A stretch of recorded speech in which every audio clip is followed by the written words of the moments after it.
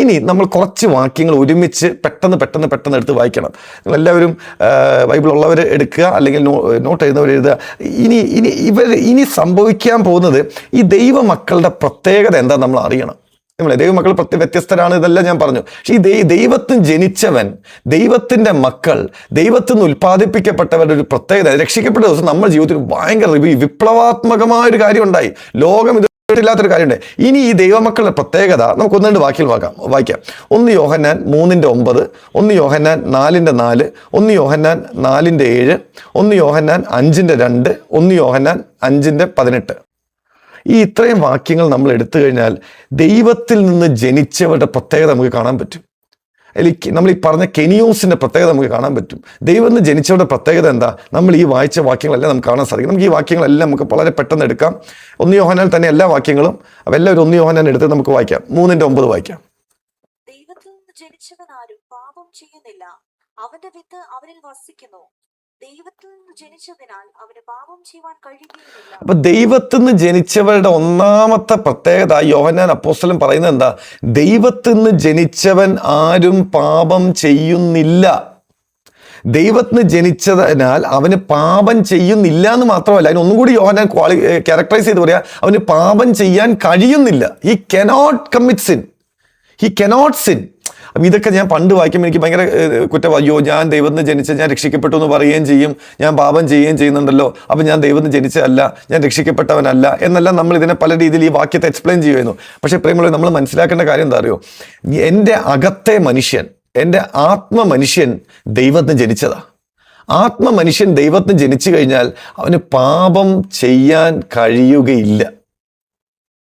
അപ്പം എപ്പം ഞാൻ ആത്മാവിൽ ജീവിക്കുന്നുവോ, എൻ്റെ ആത്മാവ് എന്നെ നിയന്ത്രിച്ച് തുടങ്ങിക്കഴിഞ്ഞാൽ എനിക്ക് പാപം ചെയ്യാൻ പറ്റത്തില്ല. എപ്പോഴാണ് നമ്മൾ പാപം ചെയ്യുന്നത് വീട് പോകുന്നത്? നമ്മൾ ഈ ആത്മാവിൽ നിന്ന് മാറി ജഡത്തിൽ ജീവിക്കാൻ തുടങ്ങുമ്പോൾ, ആത്മാവിൽ നിന്ന് മാറി ദേഹിയിൽ ജീവിക്കാൻ തുടങ്ങുമ്പം പാപം ചെയ്തു പോവും, തെറ്റ് ചെയ്തു പോവും, ദേഷ്യപ്പെടും, നമ്മൾ ആസക്തികളിലേക്ക് വീഴും, മോശമായ വാക്കുകൾ നമ്മൾ പറയും. പക്ഷേ ദൈവത്തിന് ജനിച്ചത് എവിടെയാണ്? എൻ്റെ അകത്തെ മനുഷ്യനാണ്, എൻ്റെ ആത്മമനുഷ്യനാണ്, എൻ്റെ ആത്മാവാ. പുതിയ ആത്മാവിനെ എൻ്റെ ഉള്ളിലാക്കി, പുതിയ ഹൃദയം എനിക്ക് തന്നു, അവൻ്റെ ആത്മാവിനെ എൻ്റെ ഉള്ളിലാക്കി. ഈ ആത്മാവിൽ ഞാൻ ജീവിച്ചു തുടങ്ങിക്കഴിഞ്ഞാൽ എനിക്ക് പാപം ചെയ്യാൻ കഴിയത്തില്ല, പാപം ചെയ്യുകയില്ല. അതിൻ്റെ ഒരു വാക്യം, അതിൻ്റെ ഇടയിലുള്ള ഒരു വാക്യം ഭയങ്കര ഇതാ, അവൻ്റെ വിത്ത് അവനിൽ വസിക്കുന്നു. ഇംഗ്ലീഷിൽ പറഞ്ഞാൽ his seed remains in him. അതുകൊണ്ട് ഇവന് പാപം ചെയ്യാൻ പറ്റത്തില്ല എന്ന് പറയുന്നത്. His seed remains in him എന്നുള്ള ഈ വാക്യം നമ്മൾ നേരത്തെ പറഞ്ഞാൽ, നമ്മൾ യോഹന്നാൻ 1:13 നമ്മൾ കണ്ടില്ല, അവർ രക്തത്തിൽ നിന്നല്ല, ജഡത്തിൻ്റെ ഇഷ്ടത്താലല്ല, പുരുഷന്റെ ഇഷ്ടത്താലുമല്ല, ദൈവത്തിൽ നിന്ന് എത്ര ജനിച്ചത്. ഈ വാക്യം നമ്മൾ കണ്ടില്ല. അപ്പം ഞാൻ പറഞ്ഞു, ദൈവത്തിൻ്റെ രക്തം, ദൈവത്തിൻ്റെ DNA, ദൈവത്തിൻ്റെ ക്രോമസോം. അപ്പോൾ ഇത് ചിലർക്ക് അത് ഉൾക്കൊള്ളാൻ ചില പ്രയാസമാണ്. ദൈവത്തിന് ക്രോമസോം ഉണ്ടോ, ദൈവത്തിന് DNA ഉണ്ടോ, ദൈവത്തിന് ജീൻ ഉണ്ടോ എന്നൊക്കെ നമുക്ക് സംശയം വന്നേക്കാം. അത് ഒരു ആലങ്കാരികമായി പറഞ്ഞു എങ്കിലും നമ്മൾ മനസ്സിലാക്കേണ്ട ഒരു കാര്യമുണ്ട് അതിൽ. His seed remains in him, അവൻ്റെ വിത്ത് അവനിൽ വസിക്കുന്നു. ആരുടെ വിത്ത്? യഹോവയുടെ വിത്ത്, എലോഹീമിൻ്റെ വിത്ത്, ഈ ദൈവത്തിൻ്റെ മകനിൽ വസിക്കുന്നു. ഈ വിത്ത് എന്നതിൻ്റെ ഗ്രീക്ക് വാക്ക് നമ്മൾ പഠിച്ച എന്താ അറിയോ? സ്പെർമ. അതേ സ്പേം. ഞാൻ ഒന്ന് അലങ്കാരികമായി ഒന്ന് പറഞ്ഞോട്ടെ. The sperm of God resides in him. യഹോവയുടെ സ്പേം എൻ്റെ യഹോവയുടെ സ്പേമിൽ നിന്നാണ് എൻ്റെ ആത്മമനുഷ്യനുണ്ടായത്. ഒന്ന് ആലോചിച്ച് നോക്കുക. അതിനെ നമുക്ക് എങ്ങനെ അതിനെ മനസ്സിലാക്കണം എന്ന്, എങ്ങനെ അതിനെ നമുക്ക് എത്രത്തോളം ആഴത്തിൽ അതിനെ ഉൾക്കൊള്ളാൻ പറ്റുമെന്ന് എനിക്കറിയത്തില്ല. പക്ഷേ ദൈവത്തിൻ്റെ വിത്ത്, സ്പേമ അവനിൽ വസിക്കുന്നു. അതായത് ഞാൻ ദൈവത്തിൻ്റെ ക്രോമസോമിനാൽ ഉണ്ടായതാ എൻ്റെ അകത്തെ മനുഷ്യൻ, എൻ്റെ ആത്മമനുഷ്യൻ. ഒന്ന് ആലോചിച്ച് നോക്കുക അതിൻ്റെ ഒരു ആഴം, ആ വെളിപ്പാടിൻ്റെ. അങ്ങനെ ഉണ്ടായ ഒരു ആത്മമനുഷ്യന് എന്ത് ചെയ്യാൻ പറ്റത്തില്ല? യോഹന്നാൻ വീണ്ടും പറയാ, അവൻ പാപം ചെയ്യുന്നില്ല. എന്നിട്ട് പറയാ, ഇല്ല, ദൈവത്തിന് സ്പേം അവൻ്റെ ഉള്ളിലുണ്ട്, അവന് പാപം ചെയ്യാൻ കഴിയത്തില്ല. He cannot sin. അപ്പം നമ്മൾ എന്തുകൊണ്ട് വീണ്ടും നമ്മൾ പാപം ചെയ്യാം? അപ്പം നമ്മൾ ചോദിച്ചേക്കാം, അയ്യോ ഞാൻ വീണ്ടും നമ്മൾ എപ്പോൾ ആത്മമനുഷ്യനിൽ നിന്ന് ജീവിക്കുന്നുവോ, ആത്മാവിൽ ജീവിക്കുന്നുവോ, ആത്മാവിനെ പറ്റി ചിന്തിക്കുന്നുവോ, ആത്മാവിൽ നടക്കുന്നുവോ, നമുക്ക് പാപം ചെയ്യാൻ പറ്റത്തില്ല. എപ്പോൾ നമ്മൾ ആത്മാവിനെ പറ്റി കോൺഷ്യസ് ആവാതിരിക്കുന്നോ നമ്മൾ പാപത്തെ വീണു പോകും. കാരണം നമ്മൾ നിയന്ത്രിക്കുന്നത് ദൈവത്തിൻ്റെ വിത്തല്ല, നമ്മൾ നിയന്ത്രിക്കുന്ന ദൈവത്തിൻ്റെ പ്രകൃതിയല്ല, ദൈവത്തിൻ്റെ നേച്ചറല്ല, മനുഷ്യൻ്റെ പ്രകൃതിയാ, എൻ്റെ ആദാമ്യ പ്രകൃതിയാ, എൻ്റെ ജഡത്തിൻ്റെ പ്രകൃതിയാ. അതിനെ ഞാൻ ഫോക്കസ് ചെയ്താൽ ഞാൻ മരിക്കും. എന്നാൽ ആത്മാവിൽ ഫോക്കസ് ചെയ്താൽ ഞാൻ ജീവിക്കാൻ തുടങ്ങും. അതാണ് റോമാലേഖനം 8-6 വാക്യം എന്ന് പറയുന്നത്. ജഡത്തിൻ്റെ ചിന്ത മരണം, ആത്മാവിൻ്റെ ചിന്തയോ ജീവനും സമാധാനവും. ജഡത്തിന്റെ ചിന്ത മരണം, റോമർ 8:6. ആത്മാവിന്റെ ചിന്തയോ ജീവനും സമാധാനവും. അപ്പം ദൈവത്തിന് ജനിച്ചവൻ എന്ത് ചെയ്യുന്നില്ല? പാപം ചെയ്യുന്നില്ല. യഹോവയുടെ വിത്ത് അവനിൽ വസിക്കുന്നു. അവന് പാപം ചെയ്യാൻ കഴിയുന്നില്ല. He cannot sin. ഇനി അടുത്ത വാക്യം 1 യോഹന്നാൻ 4:4. 1 യോഹന്നാൻ 4:4. കുഞ്ഞുങ്ങളെ, നിങ്ങൾ ദൈവത്തിൽ നിന്നുള്ളവർ ആകുന്നു, അവരെ ജയിച്ചുമിരിക്കുന്നു. നിങ്ങളിലുള്ളവൻ ലോകത്തിലുള്ളവനേക്കാൾ വലിയവൻ. ആമേൻ. അടുത്ത കാര്യം, ദൈവത്തിൽ നിന്നുള്ളവർ എന്ന് പറയുമ്പോൾ ദൈവത്തിന് ജനിച്ചവരാ ശരിക്കും അവിടെ ഉദ്ദേശിക്കുന്നത്. ദൈവത്തിൽ നിന്ന് ജനിച്ചവർ അവരെ ജയിച്ചിരിക്കുന്നു. നിങ്ങളിലുള്ളവൻ ലോകത്തിലുള്ളവനേക്കാൾ വലിയവനാ. ലോകത്തെ ജയിച്ചവനാ, ലോകത്തിലുള്ളവനെ തകർത്തവനാ. ലോകത്തിലുള്ള ഇവിടെ ഉദ്ദേശിച്ച് ശരിക്കും പറഞ്ഞാൽ പിശാചിനെയും ആന്റിക്രൈസ്റ്റിനെയൊക്കെ ഉദ്ദേശിക്കുന്നത്. ലോകത്തിലുള്ള പൈശാചിക ശക്തികളെ എല്ലാം ജയിച്ചവനാണ് എൻ്റെ ഉള്ളിലുള്ളവൻ. എൻ്റെ ഉള്ളിലുള്ള ആത്മ മനുഷ്യൻ, എൻ്റെ ഉള്ളിലുള്ള ദൈവത്താൽ സൃഷ്ടിക്കപ്പെട്ട പുതു മനുഷ്യൻ, കെനിയോസ്, ദൈവത്തിൻ്റെ മകൻ, ടെക്നോൺ, ദൈവത്തിൻ്റെ പുത്രൻ, വീണ്ടും ജനിച്ചവൻ. എൻ്റെ പ്രത്യേകത എന്താ? അവൻ ലോകത്തിലുള്ളവനേക്കാൾ വലിയവനാ, ലോകത്തിലുള്ളവനെ ജയിച്ചവനാ. ഹി ഹാസ് എന്താണ്? ഓവർകം ദം. അവരെ ജയിച്ചവനാ. പൈശാചിക മണ്ഡലത്തെ ജയിച്ചവനാ, പൈശാചിക ശക്തികളെ ജയിച്ചവനാ, പിശാചിന്റെ സകല അധികാരത്തെയും ജയിച്ചവനാണ് എൻ്റെ ആത്മമനുഷ്യൻ. കുഞ്ഞുങ്ങളെ, നിങ്ങൾ ദൈവത്തിൽ നിന്നുള്ളവർ ആകുന്നു, അവരെ ജയിച്ചിരിക്കുന്നു. പാസ്റ്റ് ടെൻസാ. നിങ്ങൾ ഓൾറെഡി ജയിച്ചു. നിങ്ങളിലുള്ളവൻ ലോകത്തിലുള്ളവനേക്കാൾ വലിയവൻ. ഈ നിങ്ങളുള്ള നമ്മളെപ്പോഴും പറയുന്നത് ക്രിസ്തുവിനെ പറ്റി പറയുന്നത് അത് ഒരു രീതി അതാണ്. ശരിക്കും അതല്ല. നിങ്ങളുള്ളവൻ എന്ന് പറയുന്നത് ആരാ?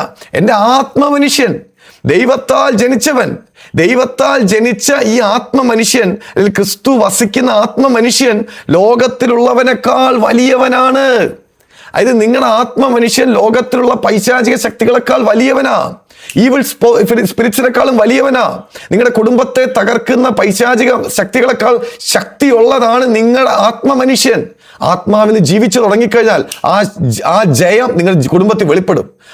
ചില ആസക്തികളാൽ പിടിക്കപ്പെട്ട വ്യക്തികളുമായി ഇടപെട്ട് നിൽക്കുന്ന ജീവിതങ്ങളോട് ഞാൻ ഇന്ന് രാത്രി പറയാനുള്ളത്, നിങ്ങൾ മനുഷ്യന് ജീവിക്കാൻ തുടങ്ങിക്കഴിഞ്ഞാൽ നിങ്ങളുടെ കുടുംബത്തെ ഭരിക്കുന്ന പൈശാചിക മണ്ഡലത്തെ, ഈവിൾ സ്പിരിറ്റ്സിനെ, അഡിക്ഷൻസിൻ്റെ സ്പിരിറ്റ്സിനെ തകർക്കാൻ, ജയിക്കാൻ നിങ്ങളുടെ മനുഷ്യന് സാധിക്കും. For he that is in you is greater than he that is in the world. നിങ്ങളിലുള്ളവൻ ലോകത്തിലുള്ളവനേക്കാൾ വലിയവനാ. നിങ്ങൾ ടെക്നോണാ. നിങ്ങൾ ദൈവത്തിന് ജനിച്ചവനാ, ദൈവത്തിന്റെ മക്കളാ, കെനിയോസാ. അപ്പൊ ദൈവത്തിന്റെ മകനാവച്ച ചില്ലറ കാര്യമില്ല. പാപത്തെ ജയിച്ചവനാ, പാപത്തെ തകർത്തവനാ, പാപം ചെയ്യാൻ സാധിക്കാത്തവനാ, ദൈവത്തിന്റെ സ്പേം അവൻ്റെ ഉള്ളിൽ വസിക്കുന്നവനാ. അവൻ ലോകത്തെ ജയിച്ചവനാ, ലോകത്തിലുള്ളവനെ ജയിച്ചവനാ, ലോകത്തിന്റെ പൈശാചിക ശക്തികളെ ജയിച്ചവനാ. Hallelujah, hallelujah. അടുത്ത വാക്യം 1 യോഹന്നാൻ 4:4 നമ്മൾ വെച്ചു. 1 യോഹന്നാൻ 4:7. പ്രിയമുള്ളവരെ, നാം അന്യോന്യം സ്നേഹിക്കാം. സ്നേഹം ദൈവത്തിൽ നിന്ന് വരുന്നു. സ്നേഹിക്കുന്നവനെല്ലാം ദൈവത്തിൽ നിന്ന് ജനിച്ചിരിക്കുന്നു, ദൈവത്തെ അറിയുകയും ചെയ്യും. അപ്പൊ ദൈവത്തിൽ നിന്ന് ജനിച്ചവൻ സ്നേഹിക്കും. ഹല്ലേലൂയ. നമ്മൾ സ്നേഹം സ്നേഹം സ്നേഹം സ്നേഹം സ്നേഹം എപ്പോഴും ചർച്ചിൽ പ്രസംഗിക്കും, ചർച്ചിലെ പ്രസംഗം കേൾക്കും. ശത്രുക്കളെ സ്നേഹിക്കണം, ഉപദ്രവിക്കുന്നവർക്ക് വേണ്ടി പ്രാർത്ഥിക്കണം, നിങ്ങളെ ശപിക്കുന്നവരെ അനുഗ്രഹിക്കണം. ഇതെല്ലാം നമ്മൾ പറയും, തിരിച്ചും മറിച്ചും പ്രസംഗിക്കുകയും പ്രാർത്ഥിക്കുകയും. ഞാൻ എപ്പോഴും പറയുന്നു, ഞാനൊരു 5 വർഷം ചർച്ചിൽ സ്നേഹത്തെപ്പറ്റി മാത്രം തിരിച്ചും മറിച്ചും സ്നേഹം, ക്ഷമ, താഴ്മ, സ്നേഹം, താഴ്മ, ക്ഷമ, സ്നേഹം, സ്നേഹം, താഴ്മ, ക്ഷമ, ഇതെന്നെ പ്രസംഗിച്ചുകൊണ്ടിരിക്കുമായിരുന്നു. പക്ഷെ എന്നിട്ടും എന്ത് പറ്റി? സ്നേഹിക്കാനും പറ്റിയില്ല, താഴാനും പറ്റിയില്ല, ക്ഷമിക്കാൻ എനിക്കും പറ്റിയില്ല, എൻ്റെ ചർച്ചിലുള്ളവർക്കും പറ്റിയില്ല. അല്ലേ? ഇവിടെയുള്ള ഒരു സാക്ഷിയാണ്. പക്ഷേ ദൈവത്തിൽ നിന്നുള്ള എൻ്റെ മനുഷ്യന് സ്നേഹിക്കാതിരിക്കാൻ പറ്റത്തില്ല. കാരണം ദൈവം സ്നേഹം തന്നെ. ദൈവത്തിന്റെ പ്രകൃതിയിൽ സൃഷ്ടിക്കപ്പെട്ട എൻ്റെ മനുഷ്യന് എൻ്റെ പ്രകൃതിയെ സ്നേഹമാ, പ്രകൃതിയെ സ്നേഹത്തിൽ നിന്നുള്ളതാ. അപ്പൊ ദൈവത്തിൽ നിന്നുള്ളവനെ എന്ത് ചെയ്യാൻ പറ്റത്തില്ല? സ്നേഹിക്കാതിരിക്കാൻ പറ്റത്തില്ല. അവൻ സ്നേഹിക്കും, സ്നേഹത്തിൽ വസിക്കും, സ്നേഹത്തോടുകൂടി ഇടപെടും, കുടുംബത്തിൽ സ്നേഹിക്കും, സഭയിൽ സ്നേഹിക്കും, ജോലിസ്ഥലത്ത് സ്നേഹിക്കും. അവന് സ്നേഹിക്കാതിരിക്കാൻ പറ്റത്തില്ല. അപ്പൊ അഗാപ്പെ ലവ് നമ്മൾ ലോകത്ത് കാണണമെങ്കിൽ നമ്മുടെ പ്രവൃത്തി കൊണ്ട് പറ്റത്തില്ല, നമ്മുടെ ശ്രമം കൊണ്ട് പറ്റത്തില്ല, നമ്മുടെ അധ്വാനം കൊണ്ട് പറ്റത്തില്ല, നമ്മുടെ ആഗ്രഹം കൊണ്ട് പറ്റത്തില്ല. അഗാപ്പെ ലവ് നമ്മളിൽ ഓപ്പറേറ്റഡ് ആവണമെങ്കിൽ എന്ത് വേണം? ദൈവത്തിൽ നിന്ന് ജനിച്ച മനുഷ്യനെ ജീവിച്ച് തുടങ്ങുമ്പോൾ, മനുഷ്യനെ പറ്റി ബോധവാനായി തുടങ്ങുമ്പോൾ എന്തു പറ്റും? നിങ്ങൾ സ്നേഹിക്കും. ദൈവത്തിന് ജനിച്ചവനെല്ലാം എന്ത് ചെയ്യും? സ്നേഹിക്കുന്നവനെല്ലാം ദൈവത്തിന് ജനിച്ചിരിക്കുന്നു. തിരിച്ചു പറഞ്ഞാൽ ദൈവത്തിന് ജനിച്ചവനെല്ലാം സ്നേഹിക്കുന്നു. ദൈവത്തിന് ജനിച്ചവന് സ്നേഹിക്കാതിരിക്കാൻ പറ്റത്തില്ല. നേരത്തെ പറഞ്ഞു ദൈവത്തിന് ജനിച്ചവന് പാപം ചെയ്യാൻ പറ്റത്തില്ല എന്ന് പറഞ്ഞ പോലെ ദൈവത്തിന് ജനിച്ചവന് സ്നേഹിക്കാതിരിക്കാൻ പറ്റത്തില്ല. ഹല്ലേലൂയ. അപ്പൊ ഇതൊന്നും നമ്മൾ മസിൽ പിടിച്ച് ചെയ്യേണ്ട കാര്യങ്ങളല്ലേ ക്രിസ്തീയ ജീവിതം. മസിൽ പിടിച്ച് ചെയ്യാൻ നിന്നാൽ ക്രിസ്തീയ ജീവിതത്തിൽ ബൈബിളിൽ പറഞ്ഞ ഒരു കാര്യം നമുക്ക് ചെയ്യാൻ പറ്റത്തില്ല. പ്രത്യേകിച്ച് പുതിയ നിയമത്തിൽ ഗിരിപ്രഭാഷണത്തിൽ കർത്താവ് പറഞ്ഞ ഏതെങ്കിലും ഒരു കാര്യം നമുക്ക് ചെയ്യാൻ പറ്റും. നിങ്ങളുടെ ഒരു ചെകിടത്തടിച്ചവന് മറു ചെകിട് കാണിച്ചു കൊടുക്കുക, ഒരു പുതപ്പെടുത്ത് തോർത്തും കൂടി കൊടുക്കുക, ഒരു നാഴിക നടക്കാൻ 2 നാഴിക നടക്കുക, ശത്രുക്കളെ സ്നേഹിക്കുക, ഇതൊന്നും നമുക്ക് പറ്റത്തില്ല. പക്ഷെ ആർക്ക് പറ്റും? എൻ്റെ അകത്തെ മനുഷ്യന് പറ്റും. ദൈവത്തിന്റെ സാദൃശ്യമുള്ള എൻ്റെ അകത്തെ മനുഷ്യൻ, ദൈവത്തിന് ജനിച്ചവൻ എന്ത് ചെയ്യുക? സ്നേഹിക്കാതിരിക്കാൻ പറ്റത്തില്ല. അപ്പൊ നമ്മൾ എന്തുകൊണ്ടാണ് സ്നേഹിക്കാൻ പറ്റാത്തത്? നമ്മൾ ആത്മമനുഷ്യനെ ജീവിക്കാത്തതുകൊണ്ടാ, ആത്മാവിനെ പറ്റി ബോധവാന്മാരാവാത്തോണ്ടാ, ആത്മാവിനെ പറ്റി ചിന്തിക്കാത്തതുകൊണ്ടാ. ഹല്ലേലൂയ. ഇനി അടുത്ത വാക്യം 1 യോഹന്നാൻ 5:4. 1 യോഹന്നാൻ 5:4. ദൈവത്തിൽ നിന്ന് ജനിച്ചതൊക്കെയും ലോകത്തെ ജയിക്കുന്നു, ലോകത്തെ ജയിച്ച ജയമോ നമ്മുടെ വിശ്വാസം തന്നെ. അപ്പൊ ദൈവത്തിൽ നിന്ന് ജനിച്ചവരുടെ അടുത്ത പ്രത്യേകത നമ്മൾ 3 കാര്യങ്ങൾ കണ്ടു അല്ലേ? 3 കാര്യങ്ങൾ കണ്ടു. ഇനി ദൈവത്തിന് ജനിച്ചതൊക്കെയും ലോകത്തെ ജയിക്കുന്നു. നമ്മൾ 1 യോഹന്നാൻ 4:4 നിങ്ങളുള്ളവൻ ലോകത്തുള്ളവനേക്കാൾ വലിയവനല്ലോ എന്ന് കണ്ടല്ലോ. ഇത് അതേ വിശ്വാസം പറയാം, ദൈവത്തിന് ജനിച്ചതൊക്കെയും ലോകത്തെ ജയിക്കുന്നു. He overcomes the world.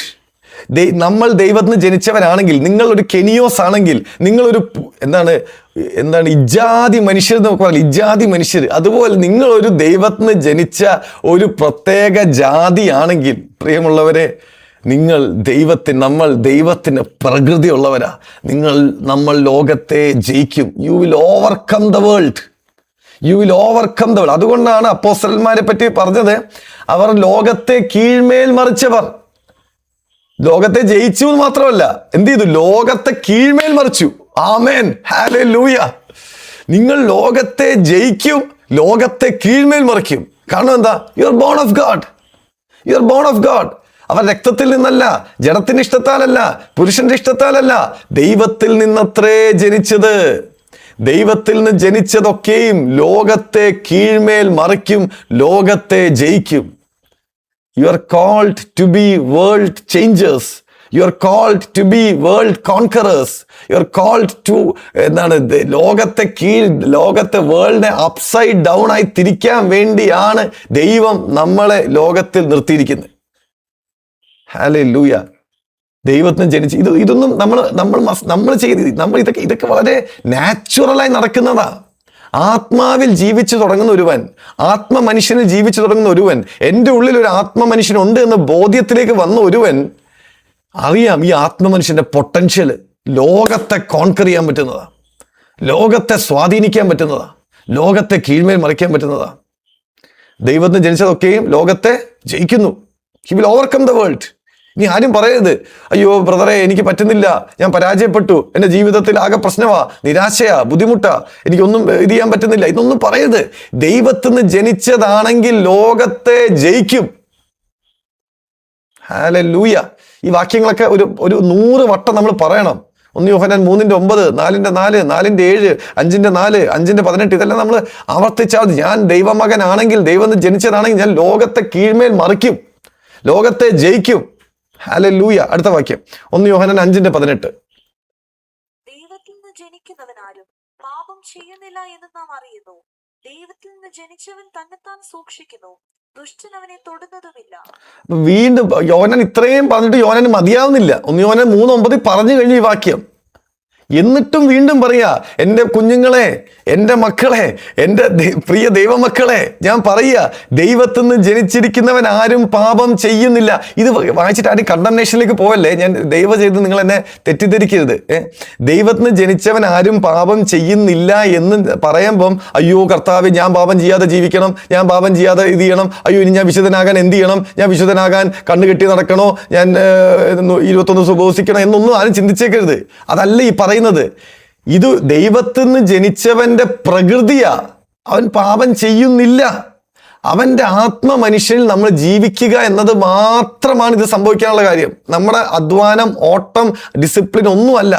ദൈവത്തിൽ നിന്ന് ജനിച്ചിരിക്കുന്നു എങ്കിൽ, ആത്മ മനുഷ്യനിൽ ജീവിക്കാൻ തുടങ്ങിക്കഴിഞ്ഞാൽ, ആത്മാവിനെ പറ്റി കോൺഷ്യസ് ആവാൻ തുടങ്ങിക്കഴിഞ്ഞാൽ, ആത്മാവിനെ പ്രാർത്ഥിക്കാൻ തുടങ്ങിക്കഴിഞ്ഞാൽ, ആത്മാവിൽ ആരാധിക്കാൻ തുടങ്ങിക്കഴിഞ്ഞാൽ, ആത്മാവിൽ നടക്കാൻ തുടങ്ങിക്കഴിഞ്ഞാൽ, ആത്മാവിൽ ചിന്തിക്കാൻ തുടങ്ങിക്കഴിഞ്ഞാൽ എന്തു പറ്റും?